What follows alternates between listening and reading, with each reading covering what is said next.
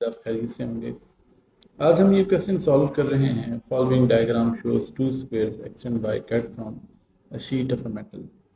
ये एक ही मेटल से जो है वो कट किए हुए दो या बनाए हुए दो हमारे पास स्क्वेयर्स हैं। स्क्वेयर्स यानी इनके चारों साइड्स क्या होंगे, बराबर होंगे। अब both x and why have same specific resistance. Specific resistance चूंकि लेंथ और एरिया पे डिपेंड नहीं करती, ये नेचर ऑफ मटेरियल पे या मेटल पे और टेम्परेचर पे डिपेंड करती है। तो चूंकि सेम मेटल से जो है वो कट किए गए हैं, इसका मतलब ये है कि जो हमारे पास स्क्वेयर्स एक्स और वाई होंगे, इनकी रेजिस्टिविटीज़ यानी स्पेसिफिक रेजिस्टेंस क्या होंगी, बराबर होंगी।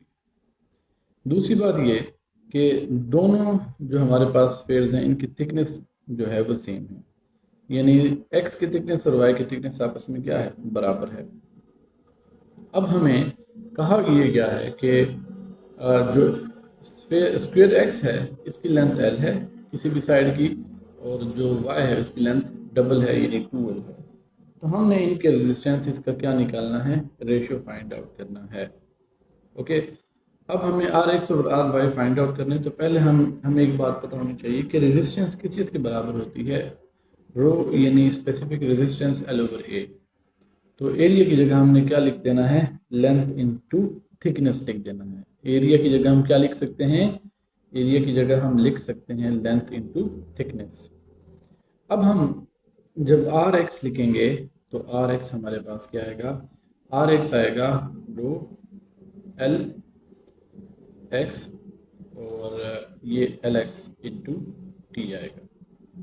तो ये आपस में कैंसिल हो जाएंगे, यानी आर एक्स हमारे पास बचेगा रो बाई थिकनेस टी।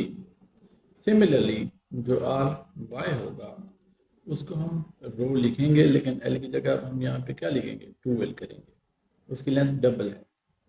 तो ये बेशक एल वाई लिख सकते हैं साथ, और नीचे भी 2l वाई और इंटू थिकनेस टी आएगा।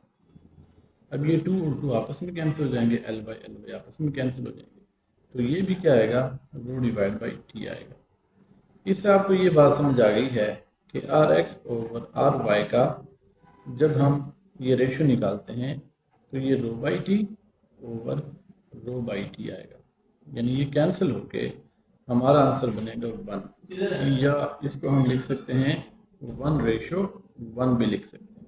ओके, तो जो करेक्ट आंसर होगा वो होगा ऑप्शन बी। मज़ीद इस तरह की वीडियोज़ के लिए हमारे साथ रहें, अपना ख्याल रखें। अल्लाह हाफ़िज़।